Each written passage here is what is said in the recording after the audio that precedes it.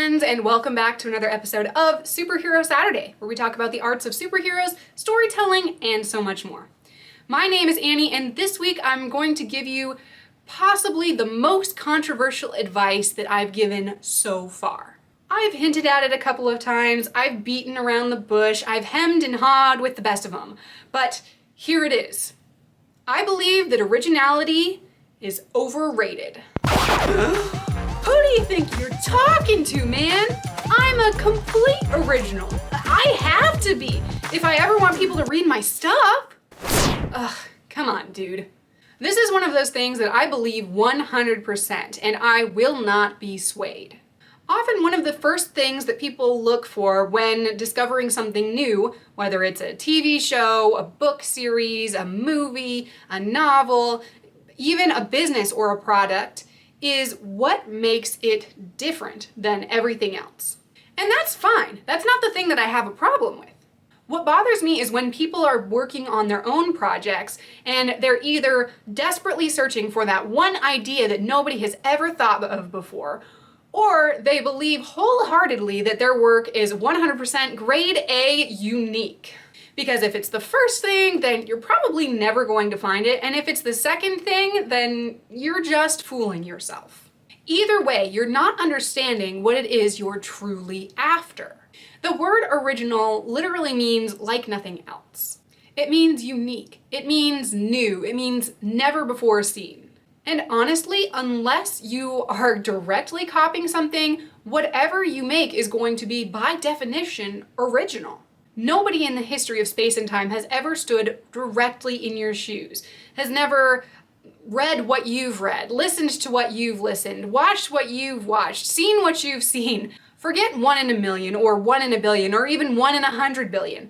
There is only one you, and there is no one exactly like you. You are the most original thing to exist on this planet, which is pretty cool, actually. So anything you do is going to be inherently original, even if it's just as simple as writing 1 + 1 = 2 on a piece of notebook paper. And everything artistic that you create is going to be filtered by your unique experience. Who you are, where you're from, what fandoms you're a part of, everything. That's going to have an effect on your work, and that's what makes it original. So in that sense, you can never make anything that's not a true original. Oh, well, that's kind of cool. I'm an original, yo. Nobody can stop me.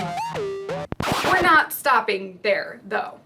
On the other hand, though you are unique, everything that makes up who you are is influenced by the world around you. Every time you watch a new show, every time you play basketball with your friends, every time you interact with the outside world, all of that has an influence on who you are and what you're about. Some people even believe that it is impossible to make anything completely original without the influence of the stuff around them, because everything you do is influenced by the outside world at the time of creation.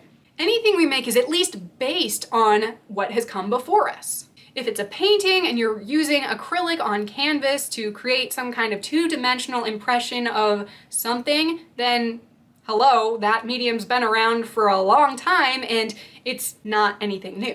Tons of people have done that before. If you're writing a superhero story, then you're probably using something like the English language, which itself has been around for hundreds of years, and you're probably using concepts that your readers are familiar with. For example, cities, crime, the concept of good and evil, and none of that is new either. So in this sense, nothing you create can possibly be truly original.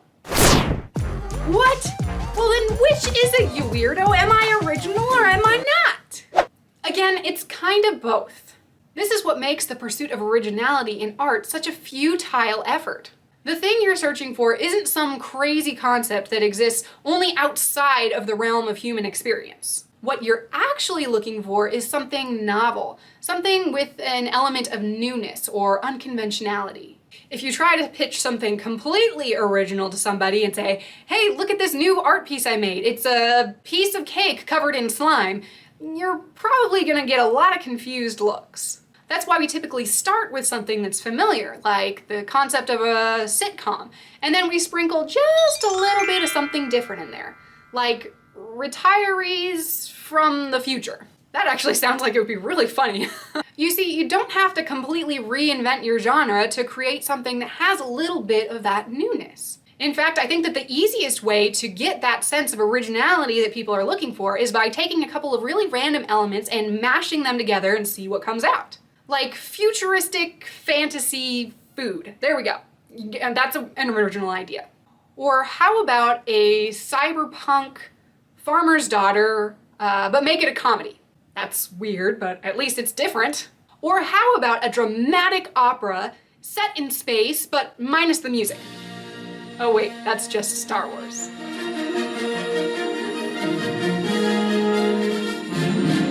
See what I did there? Oh, okay, I get it. So everything's original, but also not original at all? What's the point of all this? The reason we artists as a community are always looking for that missing piece is because we don't want to be just like the artists that have come before us. We want to stand out, and that's fair. We've had enough blockbuster movie remakes from the 80s that have tried to recapture the magic of the days of old, minus the SFX budget. Nobody wants more of that. But this is all just about that hook, about what draws people in and makes them curious to see what your new concept could really be about.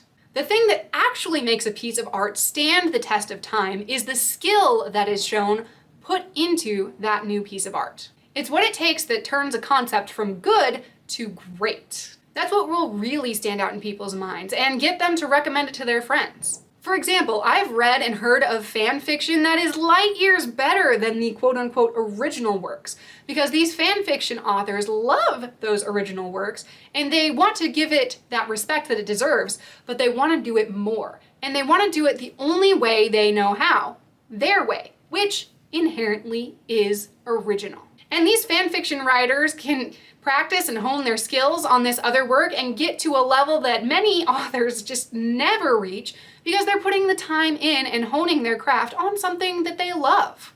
You see, the perceived value of originality is wrapped up in this misconceived notion that in order to be remembered, to stand out, to be worthy, your work has to be different than everything else that has come before. And also so good and so unique that no one has ever thought of it before, yet it still engages the audience even as it catches them off guard. That's an incredible line to walk, and honestly, an incredible lie. You are already uniquely original, and yet you also don't have to be in order to produce your art. Whether you're writing a Harry Potter fan fiction that gets rid of that awful last chapter, or telling a superhero story that no one's ever seen before, if you want to do it, then it is original enough and it is worthy of doing. So don't let the obstacle of originality stop you from making something awesome. Okay then, I won't. I'm gonna write a rap about if the Fairly Odd Parents crossed over with the Marvel Cinematic Universe. It's gonna be lit! Totally. You do you, super friends. I hope you guys enjoyed exploring the concept of originality with me. If you did, go ahead and give us a big thumbs up and subscribe to the channel if you want to see more superheroic, artistic, and original content every single Saturday. You can join the team by following us on social media and supporting us on Patreon. And if you want to see my own original superheroes in action, go on over to our website at www.fearless9.com, where you can pick up some books and maybe find your new favorite superheroes. Thanks again for watching, Super Friends, and we'll see you next week.